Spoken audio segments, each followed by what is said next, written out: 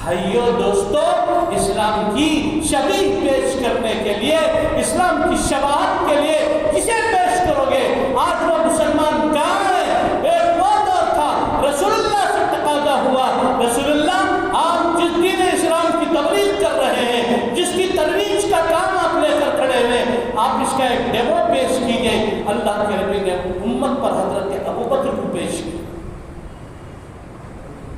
दुनिया पूछती है एक चीफ जस्टिस पेश कीजिए, अल्लाह के नबी ने हजरत उमर को पेश किया। दुनिया ने पूछा एक बड़ा सखी दे दीजिए, अल्लाह के नबी ने हजरत उस्मान गनी को दिया।